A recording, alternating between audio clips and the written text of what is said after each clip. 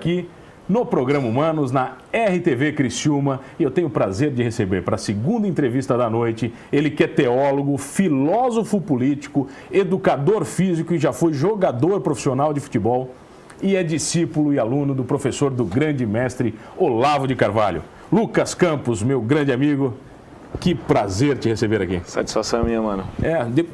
De tudo isso que eu falei, eu posso resumir que você é um conservador?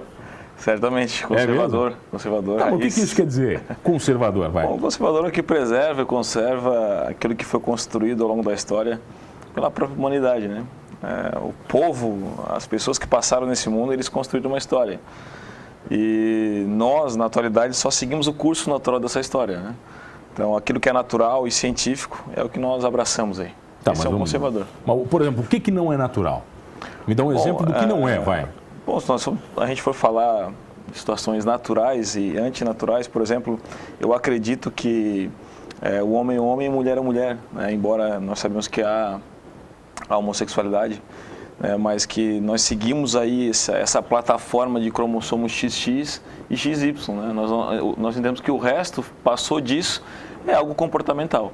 Então, para nós, o natural é isso, que família também, tradições, igreja, isso é o natural, é o que ocorre na sociedade vigente hoje. Tá, mas então quando eu falo que eu sou um conservador, eu estou me abrindo a receber críticas na sociedade atual? Sim, você vai estar certamente se abrindo a receber algumas críticas e tudo bem por isso, né? Nós entendemos que nós não estamos brigando contra a ciência, no entanto, também não somos preconceituosos quanto à novidade, então um pouco retrógrados, né, quanto ao progresso, né? Contrários ao progressismo, mas não ao progresso da nação e nem da sociedade. Tá, mas eu quero que você defina então para a nossa audiência, porque é muito complexo esse negócio, vai. O que é conservadorismo, okay? O que é progressismo e, vamos lá, e o que é o outro, então, mais complexo um pouquinho, liberalismo. Então, dá para você definir esses três, vai? Com certeza. Vamos lá. Bom, ser um conservador, ou a palavra conservador, é tudo aquilo que nós preservamos, né, ou conservamos os valores tradicionais que ao longo da história foram construídos. Igreja, instituições, tudo isso que norteia a nossa sociedade hoje. As coisas naturais que se seguem. O progressista, ele, claro, né, a palavra já está dizendo, ele crê num progresso, mas além do progresso, é um progresso que não leva em conta as tradições, ou seja, é melhor destruir do que reconstruir. Nós não, nós preferimos reformar, reconstruir, a destruir e fazer tudo novo. Então os conservadores são mais céticos em relação ao progressismo, né? Não deixando de levar em conta situações novas que acontecem, por exemplo, as redes sociais, a tecnologia, nós somos adeptos a isso, esse é o conservador. O progressista não, ele prefere que se destruam as coisas e, se possível, mudem até as naturezas, né, para que ele alcance o seu objetivo, né? O ideólogo de esquerda, ele faz isso, né, que é o progressista. Já o liberal, ele entende que a moralidade ela não precede a economia, né? Ou então, basicamente, o que me interessa num país, geralmente são as coisas econômicas que norteiam uma sociedade, que vai fazer com que a sociedade então viva de melhor forma, porque com dinheiro no bolso todo mundo vive bem. Então nós levamos em conta sim o aspecto moral, até o próprio Adam Smith, que é o pai da economia moderna, ele nos diz no seu livro A Riqueza das Nações que qualquer locação, qualquer intuito econômico, investimento, ele precede de uma ordem moral, porque a confiança entre as partes que se dá da negociação, ela carece de uma ordem moral, e a moral ela anda junto com a ética, né? Então, quando você trata como um liberal, eu tenho muitos amigos liberais e tem muitas pautas, eu sou inclusive o conservadorismo, na sua economia ele é liberal, não porque é simplesmente economia, mas porque um conservador ele zela pelas liberdades. Então, inclusive a liberdade econômica, a liberdade individual, a liberdade social, etc, etc, etc. Mas, por exemplo, eu posso, vamos supor que eu seja o líder de um governo. Certo. Tá? Sou líder de um governo, olha lá, essa é a nossa grande república aqui no Programa Humanos. Claro. Eu posso ter uma veia liberal econômica, eu posso ser conservador do ponto de vista cultural e eu posso ser progressista do ponto de vista político. Então, eu consigo misturar isso tudo? Não, você consegue ir para a direita, mas você não consegue ir para os dois lados. Você consegue ir para a direita conservadora e para a extrema direita, que é o caso dos conservadores, que é a direita, né, e a direita extrema, que é o caso dos libertários, ou então vamos trazer mais para os liberais, né? Você não consegue ir para os progressistas porque eles vão para um outro lado, né? O progressista, ele não está preocupado com as pautas conservadoras morais, então ele independe disso. Ele caminha para um outro lado, né? Geralmente uma dependência estatal, a dependência corporativista, né? E nós não, nós zelamos pela liberdade, exatamente também como caminha os liberais. Então, nisso, nós somos parecidos com os liberais, nós vamos para a mesma direção. Nós não vamos para o outro lado, porque o outro lado é totalmente oposto daquilo que é liberdade, embora eles defendam uma suposta democracia com liberdades. Mas a liberdade, na verdade, é aquilo que nós temos como indivíduos, e não enquanto corporações, né? Então, esse é o nosso ponto de vista quanto ao conservadorismo. Isso é o clássico, Roger Scruton e todos os outros conservadores. Mas ser conservador significa ser de direita, é isso? Certo, com certeza. Como é que você define direita e esquerda? Bom, a direita, eu vou definir brevemente a primeira esquerda para que você me entenda melhor. Bom, a esquerda, ela não está pautada em valores morais, normalmente. Embora as pessoas que são de esquerda, ela tenham seus valores. Mas para modelos... Mas a ideologia o modelo para a sociedade, eles entendem que é melhor, então, que o Estado os beneficie. Geralmente funciona assim. Isso no socialismo, né, soviético, isso no comunismo russo, comunismo soviético, comunismo chinês, com Mao Tse-tung, né, todos eles entendiam que o próprio fascismo de Benito Mussolini, né, tratava essa questão estatal tudo para dentro do Estado e nada fora do Estado. O conservador de direita, que é a direita, ele zela pelas liberdades. Então, falar que existem direita é sinônimo de conservadorismo e liberalismo. Né? Quando você fala conservador, certamente é de direita. Quando você fala liberal, também é de direita, mas um pouco mais extrema. Né? Então, nós entendemos que as liberdades é que norteiam o espectro político daquilo que se dá quanto à esquerda e direita. Nós somos mais livres, zelamos pela democracia mais vigente, aquela mais pujante. Já o pessoal da esquerda ou os progressistas, não. Eles zelam por uma questão corporativista, de modo que o progressismo que há neles, se algo progride e eu fico para trás como conservador, bom, isso você se lembra na época da União Soviética, aqueles que não se adaptavam ao progressismo, fuzilamento, né? Hoje em dia tem outro tipo de fuzilamento. Eles nos cerceiam de outras formas, é um outro tipo de censura. Hoje é mais cultural, né? Você vê as pessoas totalmente tomadas por uma cultura horrível, uma cultura imoral, uma cultura sem nenhum tipo de moralidade. Então, nós entendemos que a direita funciona assim, com liberdade, democracia e, sobretudo, com a moralidade vigente. E não é aquele legalismo, não é fiscalização das pessoas, não. Mas que as pessoas são livres para fazer o que elas querem, desde que o Estado não interfira, e não um Estado zero, mas um Estado mínimo, que controle algumas pequenas coisas que não atrapalhe. Exatamente. Eu sinto que a palavra conservadorismo, ela ganhou uma evidência muito grande no Brasil nos últimos anos, em virtude, né, de todo o processo político, ideológico que aconteceu. Não virou meio moda? Meio modinha, assim, aquela coisa assim, sim, sou conservador virou uma onda, agora. né? Uma onda. Sim, claro. Eu entendo que a onda conservadora que se alastrou por esse Brasil, quando você vê ela na ponta, quando você vê, opa, aí estão os conservadores. Algo muito antes aconteceu para que isso se desse hoje. Nós temos aí pelo menos 30 anos para cá do Ocidente que essa onda conservadora vem acontecendo e ela chega até o Brasil de forma pujante, né? Nós temos aí na Europa, então, a unificação das Alemanhas, a Alemanha Oriental cai, então ali já é uma derrota do progressismo, uma derrota do comunismo ali, né, daquele socialismo que ali se dava. Depois você tem em 91 a dissolução da União Soviética, depois você tem a guerra no Kosovo. Outras coisas aconteceram para que o conservadorismo fosse ascendendo. Eu li uma expressão muito interessante sobre a queda do Muro de Berlim. Certo. Acho que você já leu. Se você quer saber qual dos lados era melhor, é só olhar para que lado o pessoal correu. Claro, quando o mundo caiu. Mais ou menos isso? Mais ou menos. Ninguém corre, por exemplo, para morar na Venezuela, quem gosta de comunismo, né? Comunismo é bom geralmente para os outros, né? Com o dinheiro dos outros você consegue fazer economia. Agora, com o próprio dinheiro, eu duvido você querer dividir. Eu nunca vi iate lotado para ir para Cuba. Eu nunca vi também as pessoas querem fugir dos Estados Unidos, né? A pessoa gosta dos Estados Unidos, não quer vir para cá. Ao contrário, a pessoa sai do Brasil para os Estados Unidos. Ninguém sai para ir para outro lugar. Então, claro, a palavra conservadorismo ela está em ascensão, mas eu não estou surfando nessa onda, eu estou há um tempo já estudando isso.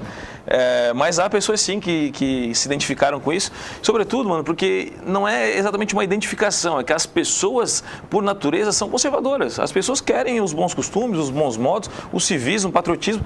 Normalmente isso acontece, isso emana das pessoas naturalmente. Mas não é viver no passado, Lucas? Mas é claro que não, mano. Tu acha que ser cavalheiro, abrir a porta do carro para uma moça... Não é viver no passado, isso aí? É claro que não, ao contrário, né? As mulheres ainda gostam que você abra a porta para elas? Certamente. Mas tem mulher que não gosta, Lucas. Não, isso é aquele feminismo que chega hoje aí, que na verdade não adquire direito nenhum para as mulheres, né? Ao contrário, tira aquele direito da mulher. Por exemplo, você lembra um tempo atrás, a mulher que ela tirada de casa pelo marido, né? O marido ia e buscava ela em casa, né? E eles casavam, né? Namoravam e casavam.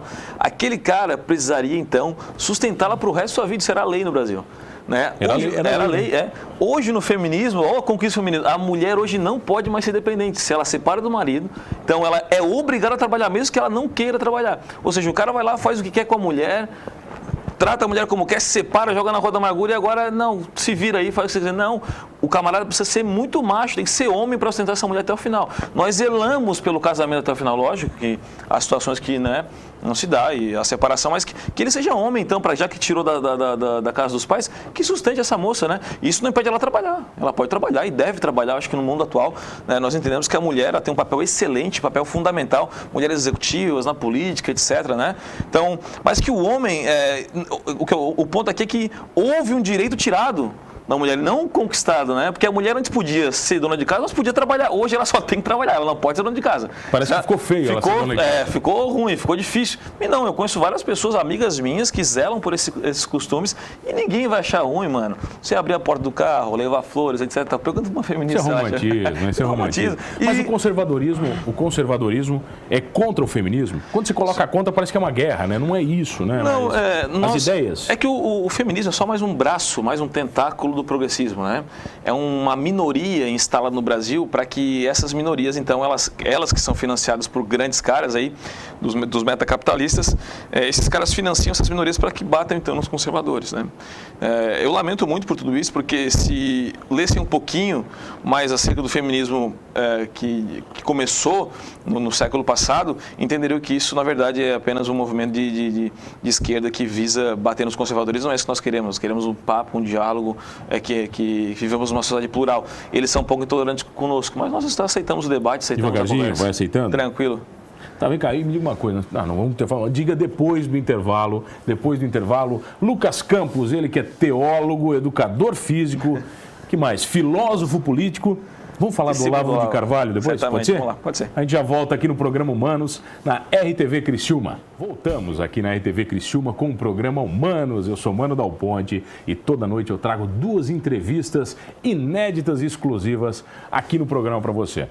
E eu tenho o prazer de receber hoje aqui ele, Lucas Campos, meu grande amigo, conservador, ele que é teólogo, vamos lá, educador físico. Só deixa aluno do Olavo de Carvalho. Aluno do Olavo de Carvalho. Me conta uma coisa, o Olavo também ganhou uma mídia gigantesca no último ano, né? Eu vi as pessoas criticando ele, dizendo que ele era de direita, ele falou assim, não, você não entendeu, eu não sou de direita, eu inventei a direita no Brasil.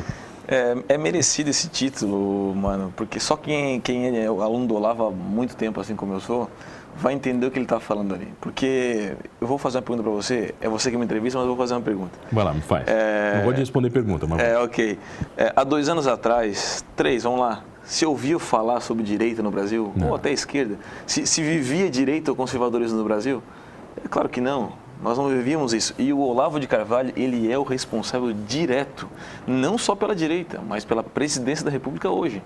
Pelo senhor Jair Bolsonaro está lá, tem as 2 mãos, os 2 pés e, sobretudo, a mente do professor Olavo.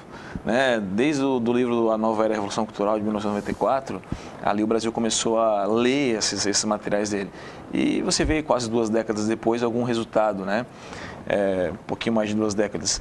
Porque funciona assim, a cultura que nós estávamos aí aplacados, ela é forte, ela é pujante ao progressismo. Então, eu vi algumas vezes alguns autores dizendo que, falando realmente sobre direita e esquerda, que a direita demorou 30, 40 anos para começar a ler, para entender o que a esquerda já fazia há muito mais tempo. Isso é uma verdade? Isso é uma verdade. Não é que os conservadores não estavam lendo, eles estavam preocupados com as suas vidas. Né? O conservador estava trabalhando, o conservador estava vivendo a sua vida média. Né? O que o conservador quer? Uma vida normal, teoricamente? Normal, vai. Seguindo o curso natural das coisas, certo? É o que estava fazendo um conservador. Acho bonito essa expressão, curso natural. O que um conservador médio gosta? Ele trabalha durante a semana, leva o seu filho para passear no final de semana, sai para jantar com a sua esposa, né? Leva a sua esposa e a sua família na missa e depois fica à vontade com a sua família. Nada mais que isso. Isso é uma vida de um conservador. Enquanto os progressistas estavam preocupados com mudar o mundo e a sua natureza, inclusive. E para isso eles leram Gramsci, né? Antônio Gramsci, que é um filósofo marxista do século passado, 1930 ali, ele começou a trabalhar tudo isso, um pouquinho depois também.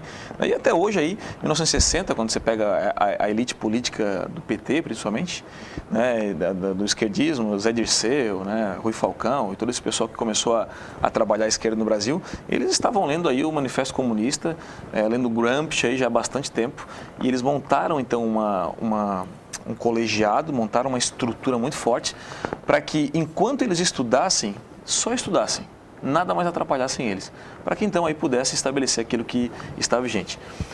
Nós quando chegamos ao poder, agora, nesses últimos 2 anos aí, que eu falo desde o impeachment, né, o que ocorreu? Enquanto nós temos que estudar, porque não estávamos estudando o que estava acontecendo no mundo, também temos que atuar. Então, essa direita que está aí é embrionária, ela é iniciante, ela é jovem. Né? Uma vez que ela é jovem, você precisa atacar o progressismo para que ele não cresça e, ao mesmo tempo, aprender como se ataca. Então, você não tem aquele tempo de estudo, ou então uma formatação, uma estruturação direitista para poder atacar nas arestas. Eu já vi os problemas que está tendo no governo agora. Né? É difícil você tirar esse pessoal de lá, não que não deva existir ninguém lá do esquerdismo, não é isso. É que os progressistas que fazem isso a troco de nada, que querem destruir tudo, não devem estar lá. E para tirar essas pessoas de lá, não está sendo fácil. Né? Existe uma guerra entre direita e esquerda? Existe uma guerra cultural. Uma guerra cultural? Uma guerra cultural existe. Eu não gostaria que existisse. Eu gostaria que nós tivéssemos debate, sinceramente, mano, no espectro econômico da coisa. Se estamos bem na economia, se estamos bem com nossas famílias aqui, se há dinheiro para as pessoas, se há dinheiro na sociedade e, sobretudo, se há fé nas pessoas. Se Deus ainda é o regente dessa história. Né? Uma vez que Deus é regente, nós temos aí as coisas econômicas bem alastradas, o financeiro bem posto, você não precisa discutir situações culturais. No entanto, para conseguir esse poder hegemônico, a esquerda lutou pela cultura. Né, e derrubou todos os mestres aí, o Paulo Francis, caras que ficaram apagados, caras conservadores antigos que não conseguiram emplacar nada, né, não conseguiram simplesmente atuar na hegemonia cultural da esquerda. Então nós chegamos nesse ponto, depois de 30 anos acordamos, porque o discurso de Gramsci, né, é um discurso cansado, ele não tem praxis. Ele chega até um ponto, mas quando você vê que ele está muito romântico e falta o beijo na boca, né, você não chega lá, não é verdade? É um romantismo exacerbado, mas quando você vai para a parte final, né, para quem é casado sabe, mas não acontece nada. Né? O conservadorismo não. O que nós falamos tem a ver com o cientificismo. Né? Então está ali, é a natureza, né? Não nos baseamos no subjetivismo. Né? Basicamente é isso. Quando você fala que o conservador é o curso natural, que ele tem uma base, por exemplo, religiosa, uma base espiritual, imagino, forte, você está falando que ele é católico, então? Não. Ou não, necessariamente, eu não preciso dizer que o conservador tem que ser católico. O conservador, geralmente, ele é cristão. Né? Mas ele pode ser ateu, porque se eu estou dizendo para você que segue o curso natural, a natureza não significa que ela é católica, apostólica romana, se ela é anglicana, se o cara é ateu, se não é. A natureza sua e a minha, ela é a mesma. Nós partimos de cromossomos iguais, certo? E para um mundo que também há pessoas dos mesmos cromossomos. Então, a natureza, embora o camarada seja ateu, ele vai seguir o curso da natureza. Ele vai crescer, vai se desenvolver, vai casar ou não, vai ter filhos ou não e vai morrer. Isso é simplesmente a vida natural. Por que então que as pessoas se organizaram como sociedade da forma como é hoje? O que é isso se não a natureza das pessoas em vigência, né? De forma clara, lúcida? O que é isso? Por que nós não nos organizamos diferentemente? Né? É uma construção social, vai dizer os progressistas. Mas uma construção social, ela vem da onde? Do indivíduo ou começa por sociedade? Horas, começa por um indivíduo. Né? Eu formo a minha sociedade. Como é que se formaram as sociedades antigas? Eu tinha uma família, o camarada tinha outra, ele tinha outra, havia uma necessidade de mercado entre elas e eles então construíram uma sociedade. Um indivíduo por vez, não o corporativismo. Eu posso ter uma monarquia conservadora? Certamente. Pô, tranquilo. Uma monarquia o ápice do conservadorismo? Na verdade, a monarquia parlamentar me agrada muito, como é feito na Inglaterra, embora eu acho que no Brasil não funcione. Eu acho que nós não devemos ter isso no Brasil. Mas os princípios monarquistas, aquilo que era vigente na época, é muito bonito. De fato, é o conservadorismo mais raiz. Mas eu não posso, mano, usar uma roupa do século XIX no século XXI. Você me compreende? Eu preciso progredir, certo? Mas os valores que a monarquia trazia, o respeito, o civismo, a ordem e o patriotismo, onde é que eles estão? Né? Agora está sendo resgatado um pouquinho mais de tudo isso, não é verdade? Mas o modelo para o Brasil República hoje não funciona, infelizmente. Sou um adepto, gosto disso, mas também entendo que isso não funcionaria hoje. Nós somos republicanos, certo? Como é os Estados Unidos e nunca foi. É diferente lá também, né? Você vê uma república que funciona, uma democracia que funciona, né? O monarquista ele não é antidemocrático, ao contrário, né? Se você tivesse hoje, por exemplo, não tivesse hoje na Inglaterra uma monarquia parlamentar, que é o que dá uma espinha dorsal moral para a sociedade, uma vez que o parlamento todo é progressista, a maioria na Inglaterra já foi progressista, você pode ver isso com a entrada na União Europeia, né? De modo que agora, quando o parlamento vence lá as eleições, acontece o Brexit. Por quê? Eles entendem que, se não fosse a monarquia, algo estranho permearia aquela situação e eles virariam então a França de hoje. A França é irrecuperável. Por quê? Você tem uma liberdade individual absurda, né? Você vive como você quiser, amoral, não existe moral naquele lugar, né?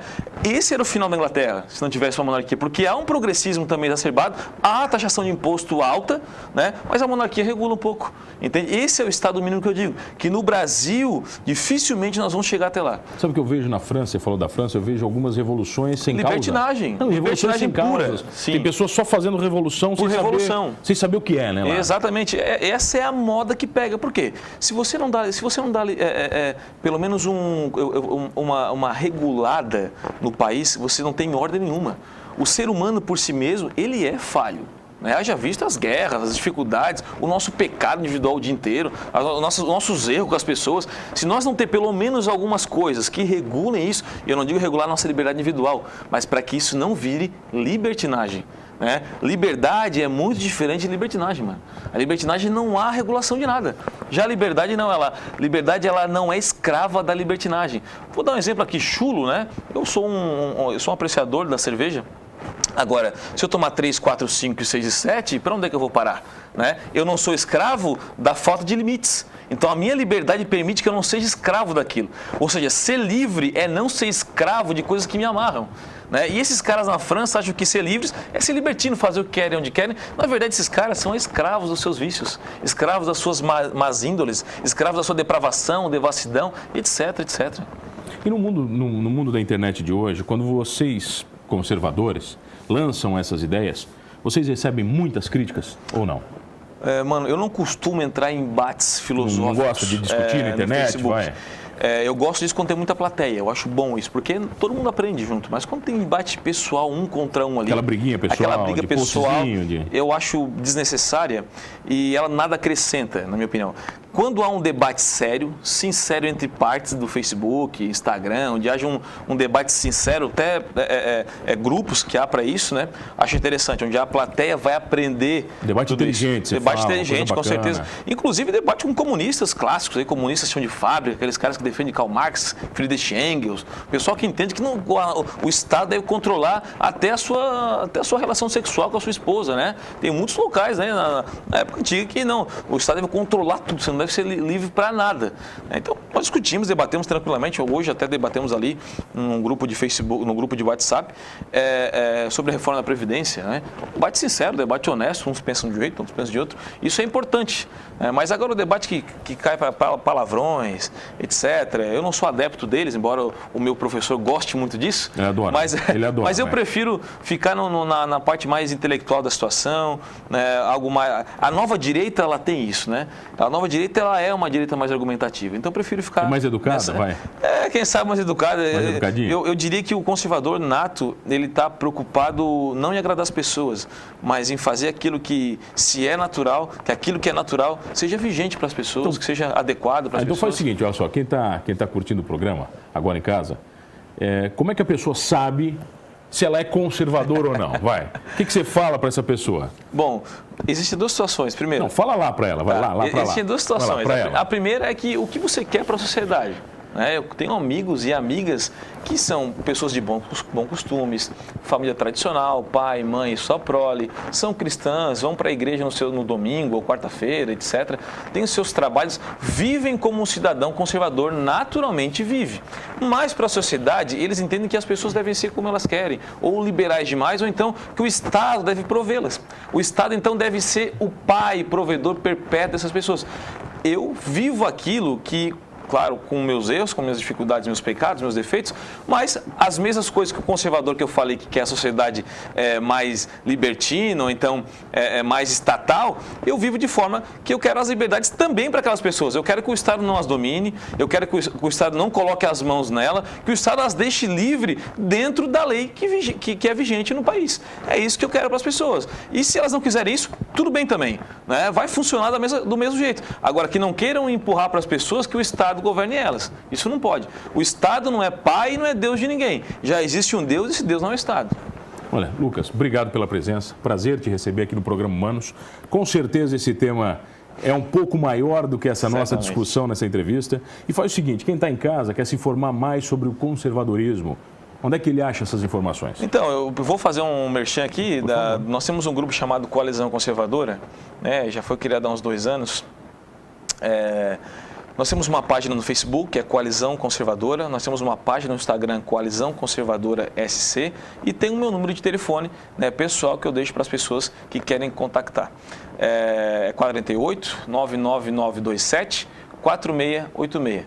99927 4686. Se você quiser, inclusive as palestras que nós estamos dando por todo o estado sobre o conservadorismo, vocês podem encontrar nessas páginas aí e também pelo meu telefone nós agendamos com mês de antecedência para que fique mais tranquilo para a gente viajar. Lucas, prazer te receber aqui, meu caro. Prazer é meu querido. Que Deus abençoe vocês, cara, que abençoe o teu programa. Olha, muito obrigado. E não esqueça uma coisa, afinal, somos todos humanos.